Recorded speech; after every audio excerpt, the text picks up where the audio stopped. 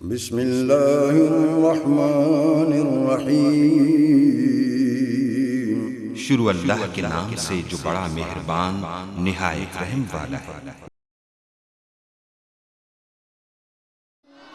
رب کو پیارے رب راضی ہے انہاں ان رب کو پیارے رب راضی ہے انہاں ایویں پیر چوم دے اسی اللہ والیاں دے ان رب کو پیارے رب راضی ہے ناتے ایویں پیر چوم دے اسی اللہ والیاں دے ان رب کو پیارے خالق دی کل خدائی انہاں دی بادشاہی خالق دی کل خدائی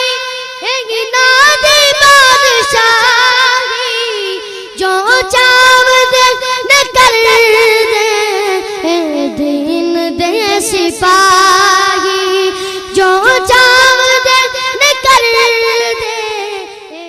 لا الہ الا اللہ وحدہ لا شریک لہ ولا نظیر لہ ولا مثیل لہ ولا عدیل لہ ولا غیر لہ سرمدی ابدی ازلی دہری دیمومی لا اول لہ ولا آخر لہ ونشهد أن سيدنا وسندنا وشفينا وحبيبنا ونبينا ورسولنا وكريمنا وملجأنا ومأوانا وأولنا وآخرنا وظاهرنا وباطننا قرة عيوننا وسرور قلوبنا محمدا عبده ورسوله الذي أرسله الله بالحق بشيرا ونذيرا وداعيا إلى الله بإذنه وسراجا منيرا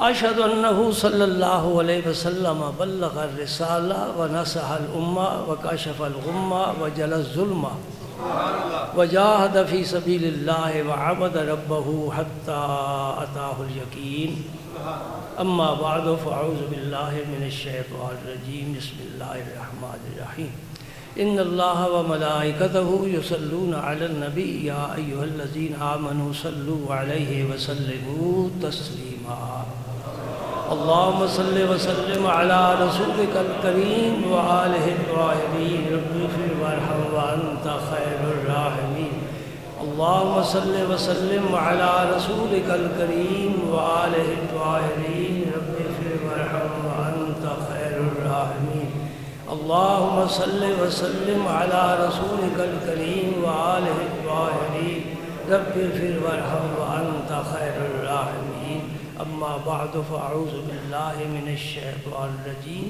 بسم اللہ الرحمن الرحیم وعباد الرحمن الذين يمشون على الأرض هونا وإذا خاطبهم الجاهلون قالوا سلاما والذين يبيتون لربهم سجدا وقياما صدق الله مولانا العلي العظيم وبلغنا رسوله النبي الكريم ونحن على ذلك لمن الشاهدين والشاكرين والحمد لله رب العالمين نہایت ہی قابل احترام سامعین کرام، آپ کو یاد ہوگا سورہ فرقان اس کا آخری رکوع، اور یہ سورۃ فرقان ختم ہو رہی ہے اس رکوع پر، اور اس رکوع کی ابتدا ہو رہی ہے تبارک الذی جعل فی السماء بروجا وجعل فیہا سراجا وقمرا منیرا۔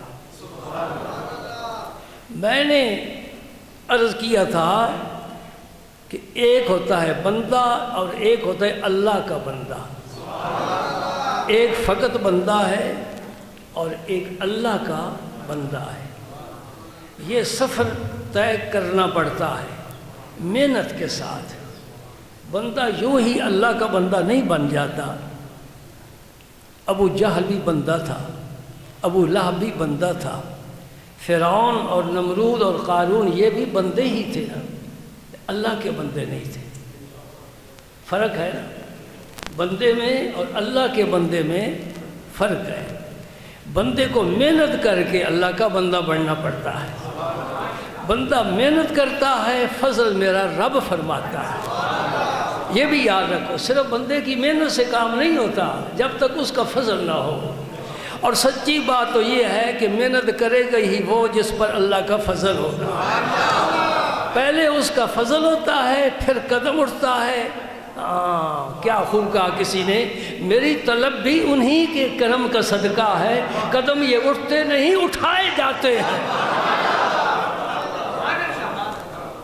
سبحان اللہ، سبحان اللہ۔ بندے سے اللہ کا بندہ بننے کے لیے بڑی محنت چاہیے، بڑا سفر کرنا ہے۔ اور دوسری بات بھی بھولیے نہیں، یاد رکھیے اور ضرور یاد رکھیے، یہ سفر بھی از خود نہیں کر سکتا، کوئی راہ راہ کو منزل پر پہنچانے والا بھی تو ہونا چاہیے نا۔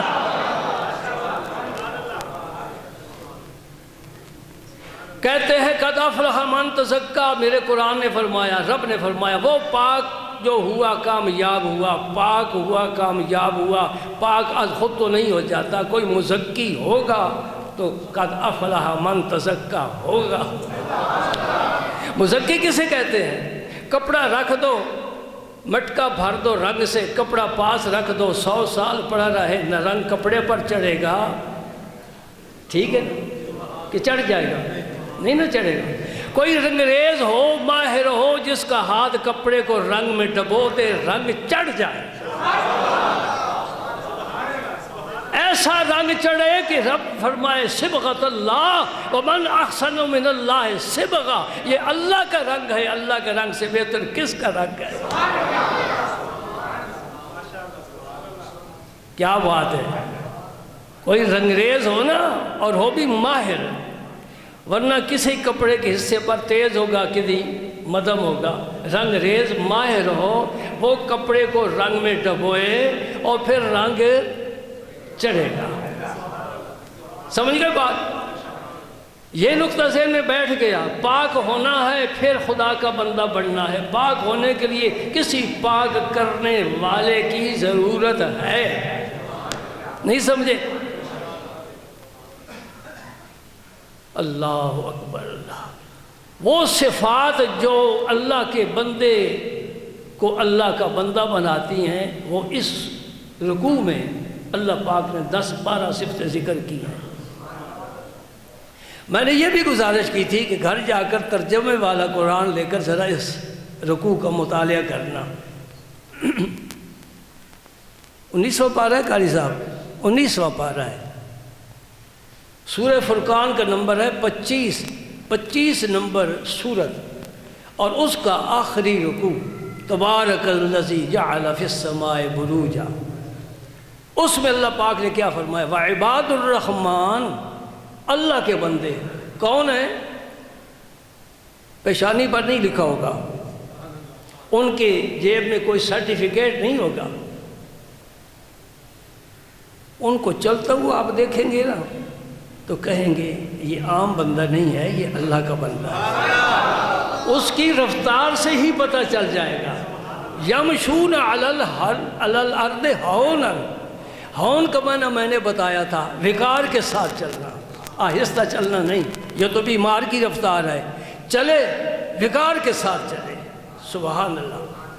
حدیث پاک میں آتا ہے میرا پیارا رسول، آپ کا بھی، ساری کائنات کا، رسولوں کا رسول صلی اللہ علیہ وسلم جب چلتے تھے تو زمین، پنجابی کا لفظ نہ استعمال کرا تو من لطف نہیں آئے گا، کیونکہ بعد ایسے لفظ ہے پنجابی کے کہ اردو بیچاری مجبور ہو کر سائے میں بیٹھ جاتی ہے۔ زمین لپ لپ جاندی سی، پروفیسر صاحب بیٹھے ہیں، مجھے اس کا اردو میں کوئی لفظ متبادل تلاش کر کے ڈکشنری سے بتانا۔ آج تو ماشاءاللہ یہ ہمارے پاس کالج کے طلباء بھی جرم سے آئے ہیں۔ زمین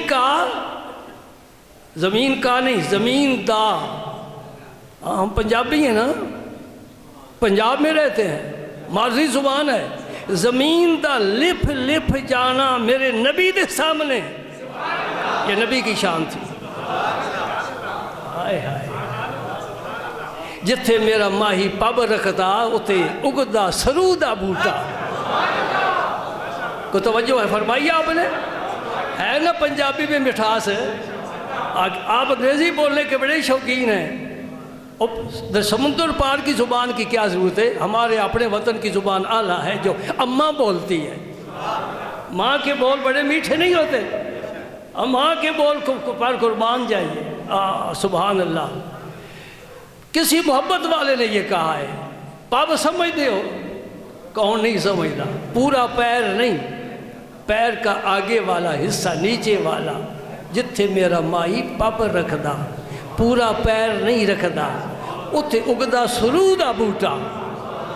محبوب کے قد کو سرو کے بوٹے سے تشبیہ دی جاتی ہے۔ کہنے والا کہہ رہا ہے سارے میرے خیالات یہاں سمٹ کر گئے کہ میرا وہ یار ہے جو سرو کا نہیں ہے، سرو کا طرح نہیں ہے۔ یہ بھی اس کی تعریف نہیں ہے، جہاں صرف پب تھردا نا اتھی سرو دا بوٹا اگ جاندہ ہے۔ آؤ ذرا اقبال کے پاس چلتے ہیں، شاعر مشرق کے پاس۔ بادشاہی مسجد کے سائے میں چلو، ترجمان حقیقت، رازدار نبوت۔ اور میں نے بڑا سوچ کر لفظ استعمال کیا ہے، اسے میرے نبی نے اپنا رازدار بنایا ہے، تب وہ راز کی باتیں اپنی قوم کو بتا رہا ہے۔ کیا کہتا ہے؟ سبحان اللہ۔ لیکن پہلے میں ایک بات سمجھا دوں۔ ایک پرندہ ہے جسے ہما کہتے ہیں، ہما پرندہ، اس کے متعلق مشہور ہے کہ اس کا سایہ اگر کسی پر بھی پڑ جائے یا وہ ولی بن جائے گا یا وہ وقت کا بادشاہ بن جائے گا۔ اس کے سائے میں یہ برکت ہے۔ آپ ذرا توجہ کرنا، میں اقبالیات کا ماہر نہیں ہوں، اللہ اللہ، البتہ محبت کا ماہر ہوں، سمجھے نا؟ میں اقبال کو اس لیے پسند کرتا ہوں کہ اس کے پاس بھی محبت کا سودا تھا نا۔ پیری رومی کو پسند کرتے ہیں، ہر اس کو پسند کرتے ہیں جس کے سینے میں محبوب کبریا کی محبت ہو۔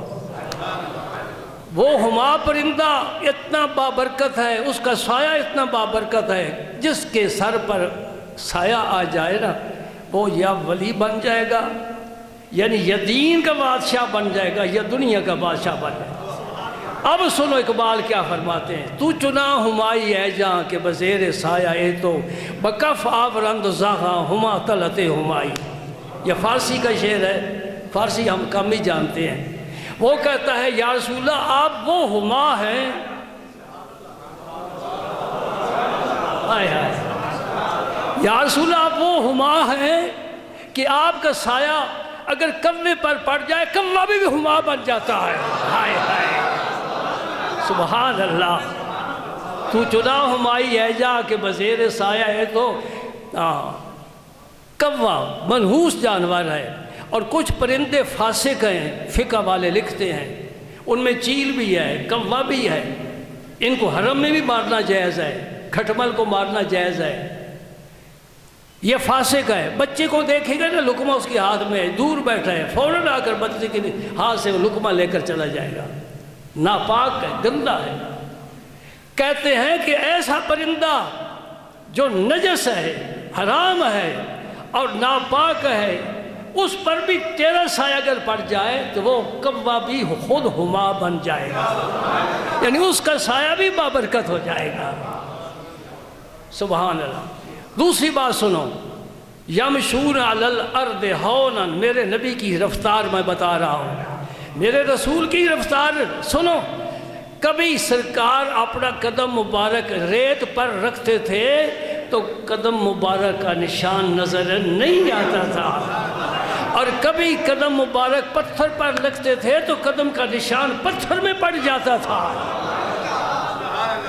پتھر اپنے سینے پر سرکار کا نشان لے کر کہتا میں زندہ جاوید ہو گیا، اب لوگ مجھے چومیں گے۔ اللہ اکبر۔ لیکن کون چومے گا؟ محبت والا چومے گا، محبت والا چومے گا۔ بعض بدعت کہتے رہ جائیں گے۔ حجر اسود کو چومتے ہیں کہ نہیں چومتے؟ کیا ہے حجر اسود؟ اللہ ہے؟ رسول ہے؟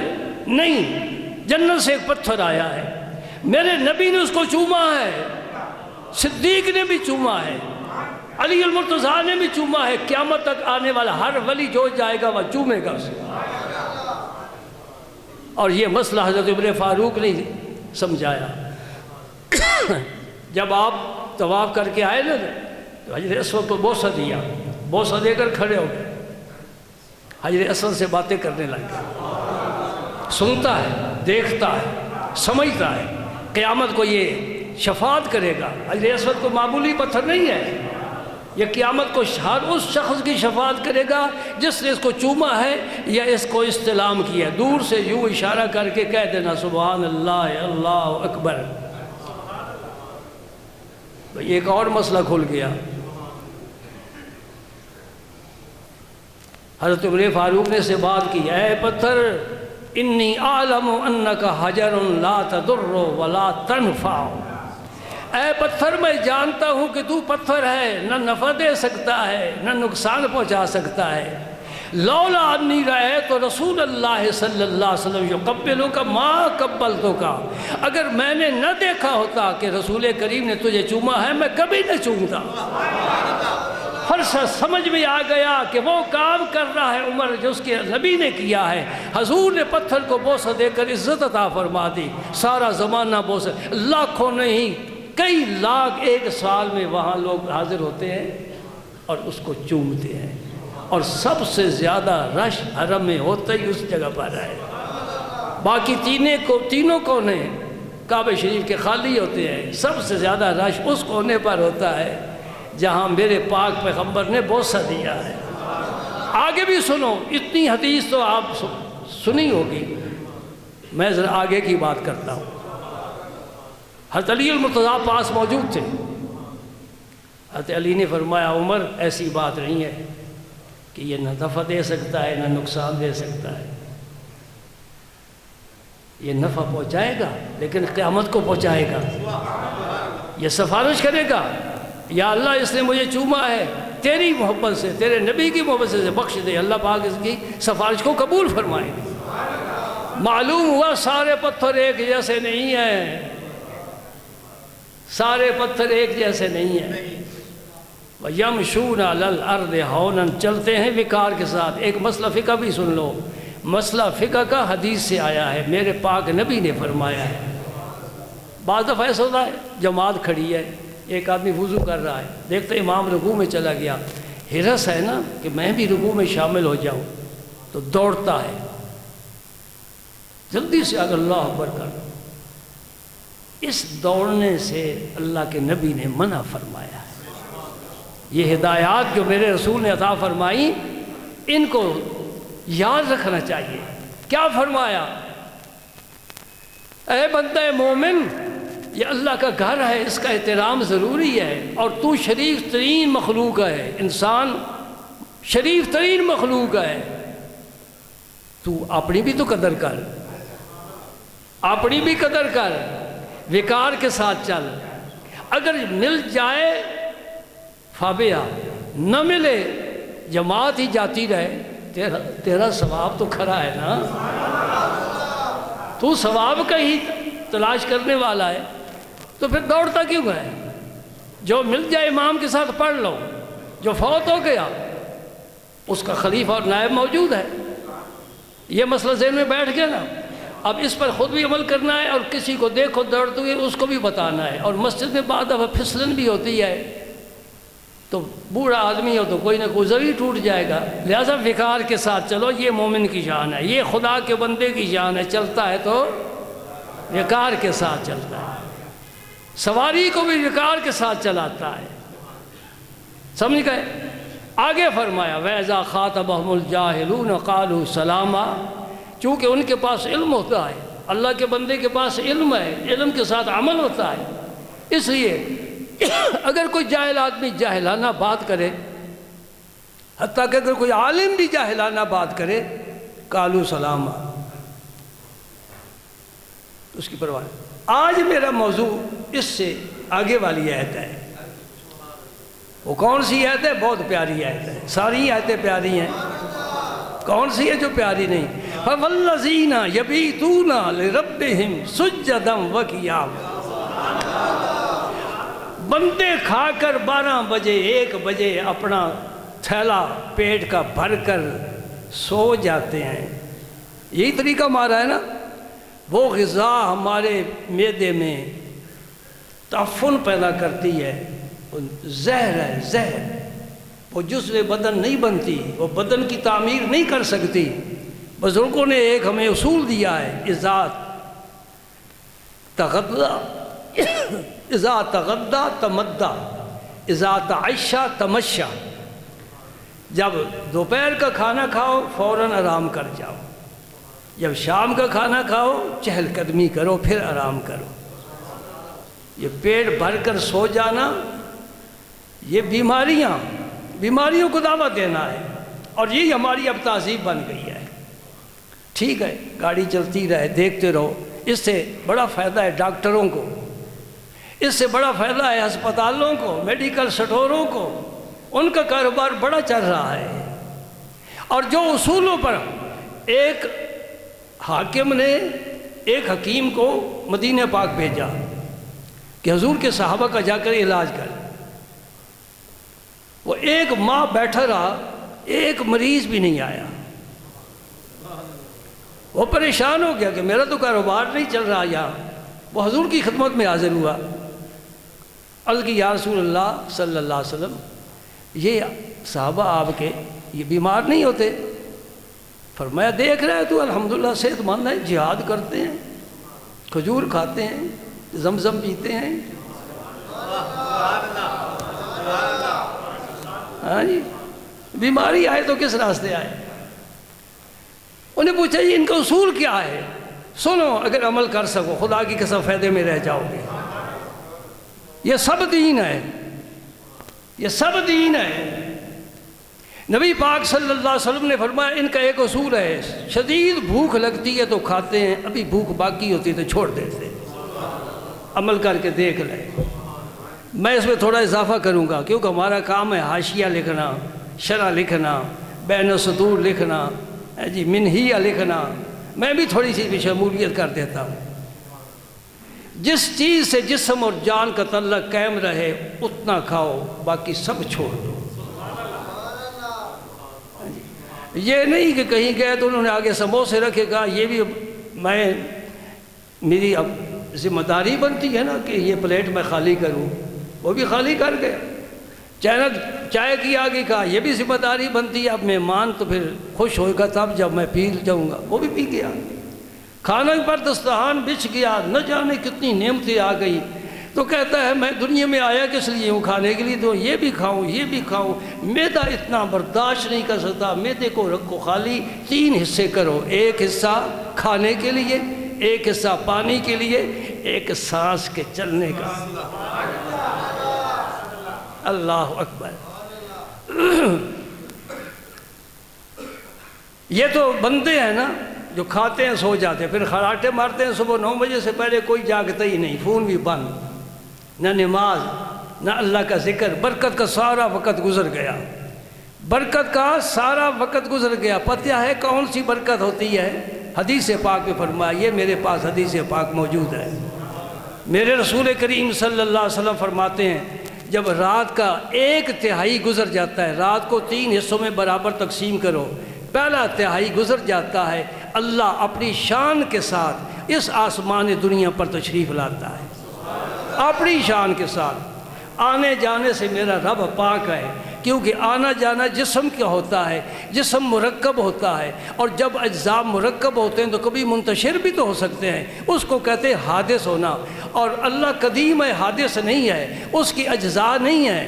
دو گیسیں ملے تو پانی بن جاتا ہے، چار عناصر بنے تو انسان بن جاتا ہے، یہ منتشر ہو جائے تو پھر کچھ بھی نہیں رہتا۔ اللہ جو ہے وہ قدیم ہے، حادث نہیں، مرکب نہیں، وہ جسم نہیں، جسمانیات نہیں، وحدہ لا شریک ہے، وہ ہماری ہر چیز سے بالا تر ہے، لیکن وہ آتا ہے جاتا ہے اپنی شان کے لحاظ سے۔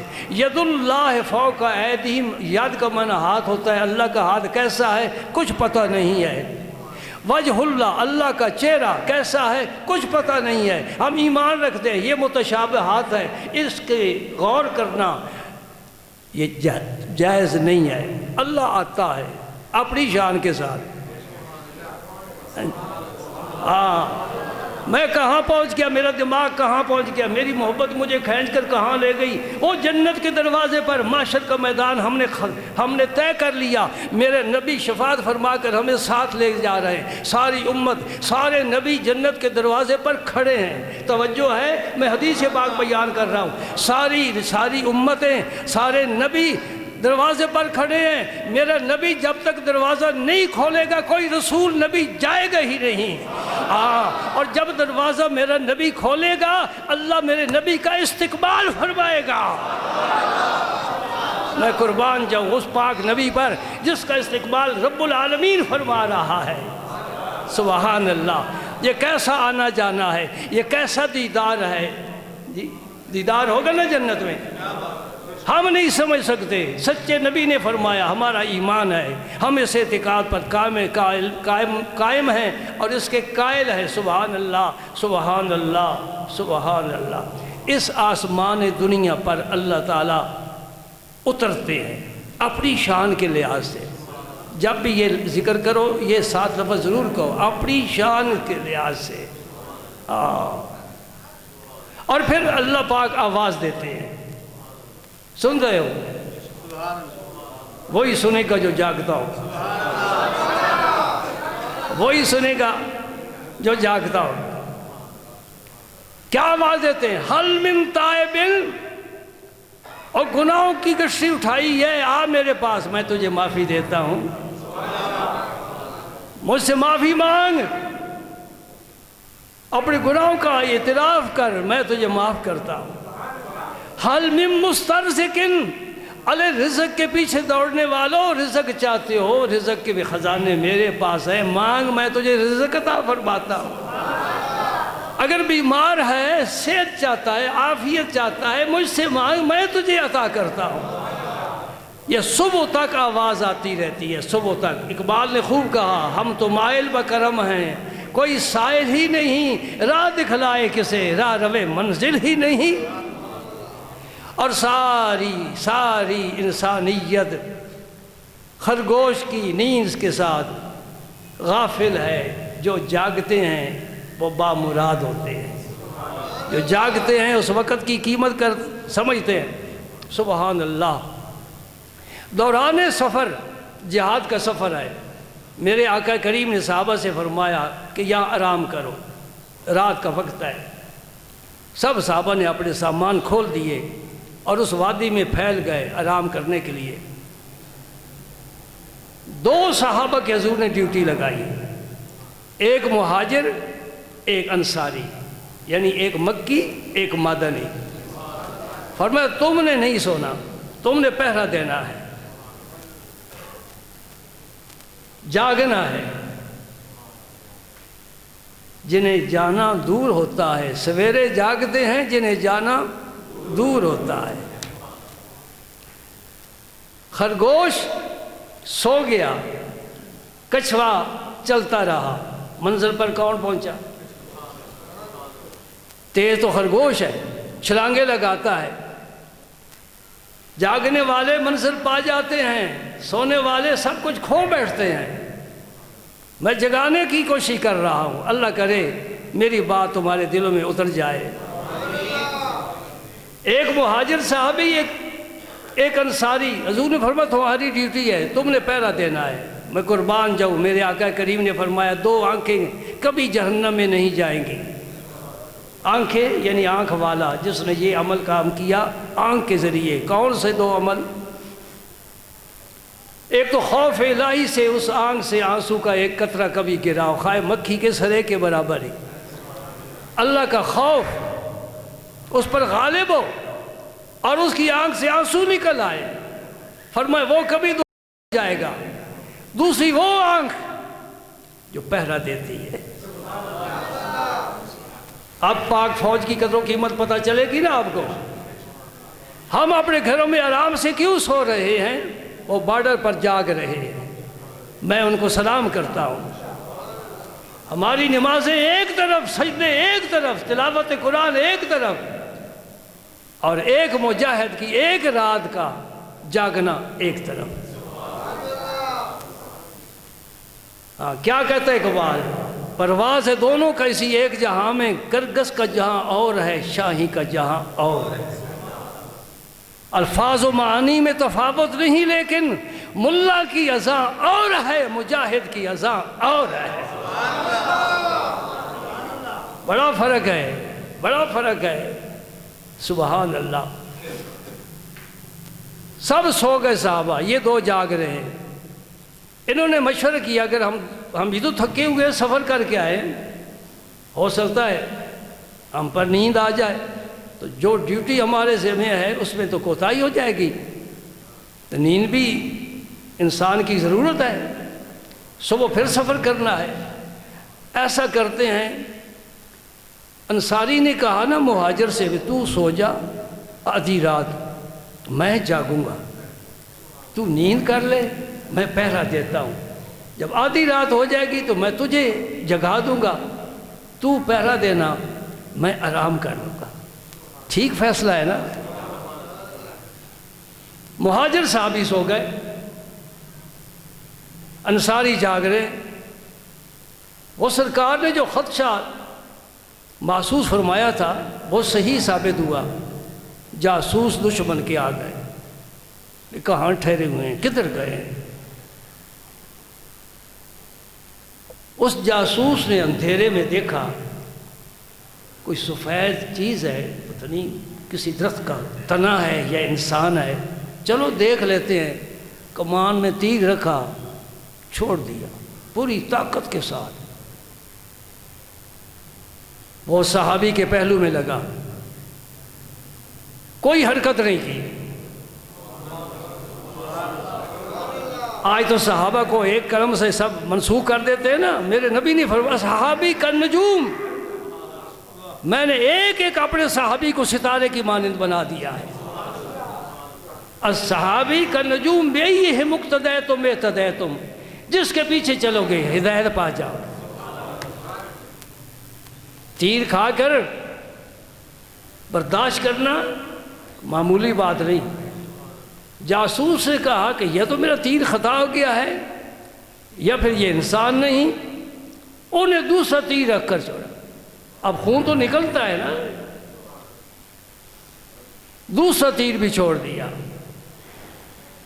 برداشت کیا۔ اس بے ایمان نے تیسرا تیر مارا، رکوع کیا، سجدے کیے، نماز سے فارغ، اٹھو جی اٹھو، میرا تو سارا جسم ہی خون آلود ہو گیا ہے۔ انصاری نے مہاجر کو جگایا۔ مہاجر صحابی کہتے ہیں اللہ کے بندے، پہلے تیر پر ہی مجھے جگا دینا تھا اور اپنا تحفظ کرنا تھا۔ کیا جواب دیا؟ یہ ہے فیضان نظر۔ اقبال نے جو کہا ہے نا یہ فیضان نظر تھا یا کہ مکتب کی کرامت تھی، یہ ہے فیضان نظر۔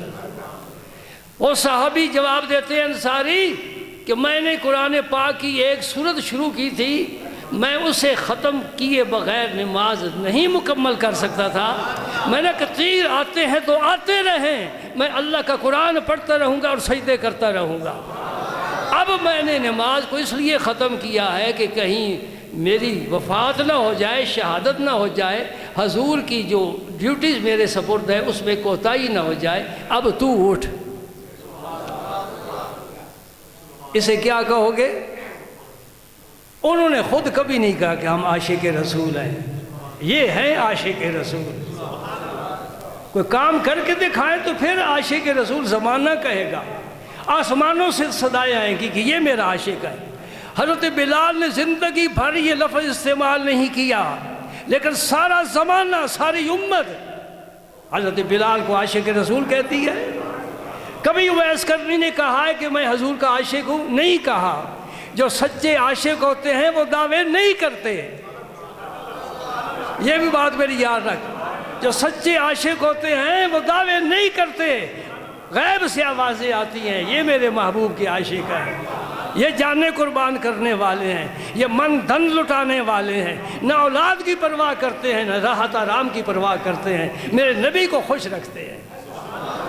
ایک بات سن لو پھر نماز پڑھتے ہیں۔ ابو دجانہ حضور کے صحابی، ابو دجانہ، میں ایک نام لے رہا ہوں، نام بہت سے ہیں۔ احد کے میدان میں جنہیں تاریخ کے مطالعے کا موقع ملتا ہے انہیں اچھی طرح یاد ہے، غزوہ احد میں سرکار کو بڑی تکلیف پہنچی، بڑی تکلیف پہنچی۔ کوئی ہمارے جیسا ہوتا تو دین چھوڑ کر بھاگ جاتا، لیکن کیا حضرت حسان نے فرمایا لہو ہمم لا منتہا لکبارہا وہمتہ الصغریٰ اجل من الدہر۔ اللہ نے اپنے نبی کو اتنی ہمتیں عطا فرما دی تھی، اپنے خزانہ پاک سے اتنی ہمتیں عطا فرما دی تھی کہ اگر طائف کا موقع ہو تب بھی وہ کوہ گراں کی طرح ہیں، اگر شیب ابی طالب میں 3 سال تک سوشل بائیکاٹ کا سامنا کرنا پڑے تب بھی وہ حمالیہ ہیں، اگر احد میں تکلیف آئے تب بھی پرواہ نہیں، ہجرت ہے تب بھی پرواہ نہیں، سارے حالات سے گزر کر میرے نبی۔ پھر رب نے کہا آجا ذرا میں تجھے اپنا دیدار کراؤں تاکہ تیری ساری تھکن دور ہو جائے۔ سبحان اللہ، سبحان اللہ، یہ نعمتیں یوں ملتی ہیں۔ ابو دجانہ نے سرکار کو چونکہ لشکر کفار نے نشانہ بنا لیا اور تیر اندازی کر رہے ہیں، ہر تیر حضور کی طرف آ رہا ہے، ابو دجانہ یوں ہاتھ پھیلا کر حضور کے سامنے کھڑے ہو گئے، یا رسول اللہ میں جب تک زندہ ہوں تیر آپ تک نہیں پہنچنے دوں گا۔ ہاں، حضرت ابو طلحہ انصاری ترکش سے تیر نکال کر پھینک رہے تھے، حضور فرماتے تھے ارم فدا کا ابی و امی، سعد، حضرت سعد بن ابی وقاص، سعد تیر پھینک میرے ماں باپ تجھ پر قربان ہو جائے۔ آہا کیا کہنا، یہ ہے مومن کی معراج، تیری معراج کہ تو لوح و قلم تک پہنچا، میری معراج کہ میں تیرے قدم تک پہنچا۔ حضور فرمایا علم فدا کا ابی و امی، میرے ماں باپ، اے ساری دنیا مجھ پر اپنے ماں باپ قربان کرتی ہے، اے سعد میں اپنے ماں باپ تجھ پر قربان کرتا ہوں، تیر مار تیر مار۔ حضرت سعد کا یہ ہاتھ تیر کھا کر شل ہو گیا تھا۔ حضرت ابو دجانہ کے سارے جسم کہتے ہیں اس طرح معلوم ہوتا تھا کہ ان کے جسم سے تیر اگے ہیں جس طرح فصل زمین سے اگتی ہے، اتنے تیر لگ گئے تھے، لیکن زندگی بھر انہوں نے نہیں کہا ہم عاشق رسول ہیں۔ یہ دعوے کرنا تو پھر دلیل پیش نہ کر سکنا بہت کمزوری والی بات ہے۔ ہاں یہ کہہ کہ رب سے ہم عشق رسول مانگتے ہیں، ذرائے اللہ اللہ اللہ اللہ، ذرائے کون کہہ رہا ہے؟ علامہ اقبال دعا دے رہا ہے، کہتا ہے ذرائے عشق نبی از حق طلب، سوز صدیق و علی از حق طلب۔